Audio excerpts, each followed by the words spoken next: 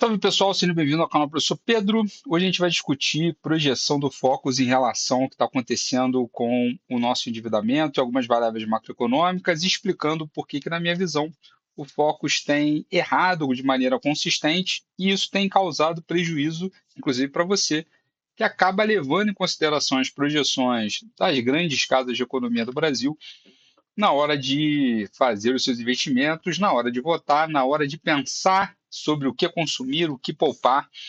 E, obviamente, se a gente está tomando decisão ou decisões econômicas baseadas em projeções erradas, há uma grande possibilidade da gente errar de maneira consistente. Então, fica aqui comigo que a gente vai discutir um pouco isso. Vamos ao que interessa, a principal questão aqui. Ó. Então, meus caros, aqui, gráfico mais tela. Vamos lá. Vou dar um pause aqui, voltar.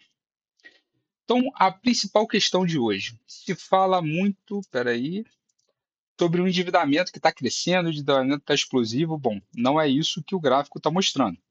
O endividamento está longe de estar explosivo. O fluxo da necessidade de financiamento do setor público, pelo contrário, já foi muito mais alto do que é hoje. Então, se houve um momento em que esse endividamento estava explodindo, foi durante a gestão da Dilma, durante a gestão do Bolsonaro, e a gestão do Lula não teve nem de perto, né, o mesmo efeito, o mesmo resultado. Alguns vão argumentar que esse efeito aqui é por conta da por conta da pandemia, e rapidamente a necessidade de financiamento do setor público cai. Cai por dois efeitos, não pela retenção de gastos, mas principalmente, e na visão de muita gente, que compartilha com a minha opinião, cai pelo aumento da inflação de forma muito acelerada, que contribui para a redução do efeito líquido do endividamento. Além de tudo, cai pela queda abrupta da taxa de juros, que chegou a 2%.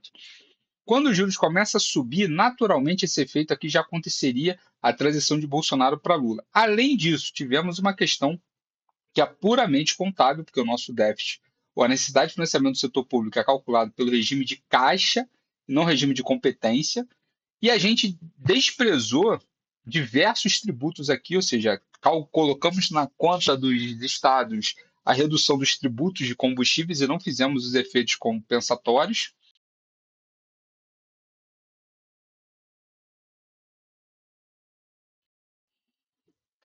Vamos voltando aqui. E para finalizar, além da gente não ter feito os efeitos compensatórios de maneira correta, a gente ainda teve a PEC dos precatórios, que postergou ainda mais gastos com a competência se mantendo constante. Ou seja, basicamente isso aqui foi só uma recomposição de inflação, juros e gastos que foram postergados. Então a gente pode dizer que a nossa estabilidade fiscal já faz algum tempo que está meio estável, né? Ou seja, esse resultado aqui foi um resultado que basicamente foi uma maquiagem na minha visão financeira, uma maquiagem financeira macroeconômica, uma espécie de pedalada fiscal que não gerou impeachment, porque a gente sabe que existe lado na discussão política e o lado político até então não achava interessante o impeachment do presidente até então. Quando a gente passa para a previsão de mercado, então a gente tem um resultado bastante consistente de endividamento que não cresceu de um ano para outro. E em 2025, lá no início do ano, se falava que 2025 seria o pior ano fiscal da história brasileira. Continuamos com uma média de endividamento abaixo de 80%, 77,57%. Se a gente pega, inclusive, a dívida líquida do setor público, essa média cai para 60% e, obviamente, tem um baita efeito de juros aí. O problema é que quando a gente passa para 2026, a conta começa a ficar um pouco salgada, né? Ou seja, o que está acontecendo com 2026 que esse endividamento cresce tanto? O que está acontecendo na nossa ótica aqui? E aí eu respondo de maneira bem simples para vocês que o que está acontecendo é uma previsão que, na minha visão, ela é errada. Ela não leva em consideração alguns fatores, o principal deles, que o juros está caindo, ou seja, o Banco Central entende que a gente precisa acomodar esse choque de oferta proveniente da guerra do Irã com os Estados Unidos de uma maneira um pouco menos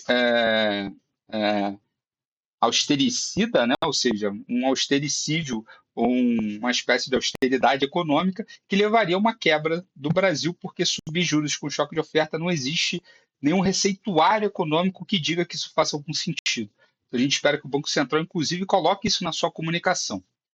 E mais, além do efeito da queda de juros, a gente tem um baita efeito de crescimento do PIB que pode acontecer proveniente do aumento do preço do petróleo, entre outros fatores que são favoráveis à nossa economia vis-à-vis às outras economias. Ou seja, a gente tem vantagens comparativas com o resto do mundo nesse momento bastante complexo da economia mundial, da geopolítica mundial. Então, o Brasil está vivendo um momento um pouco especial. Então, eu entendo esse aumento do IPCA de um ano para outro, isso faz sentido. Ou seja, o IPCA que sai de 4, de 3 para 4, faz algum sentido. Isso aí não é problema algum. Isso aí, de fato, iria acontecer por conta desse choque de oferta.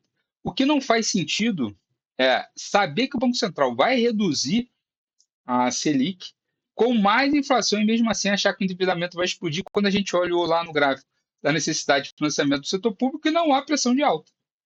A pressão de alta que tem aqui é muito menor que aconteceu em 2023 e mesmo assim a gente não explodiu. Os gastos públicos não explodimos a nossa dívida e nem tampouco a gente chegou a um colapso fiscal que muitos apregoavam. Não à toa, dólar está abaixo de 5, bolsa batendo 200 mil pontos e muita gente ainda defendendo e abraçando essa tese do abismo fiscal, na minha visão, de maneira ideológica, mas, é claro, aqui é um espaço que eu convido vocês a debater, então tragam aí o que vocês acreditam que está acontecendo, podem deixar suas opiniões. Se você concorda comigo, ótimo, dê o like e compartilhe. Se você não gosta, dê o like também. Seja bem-vindo nessa discussão. Um forte abraço e até a próxima. Fiquemos com a nossa vinhetinha de fechamento e deixe seu comentário aqui embaixo. Até a próxima.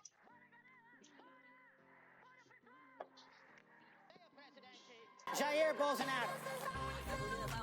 Tudo bem, falava, não tá tudo bem, só vai estar bem quando eu fuder esse muro.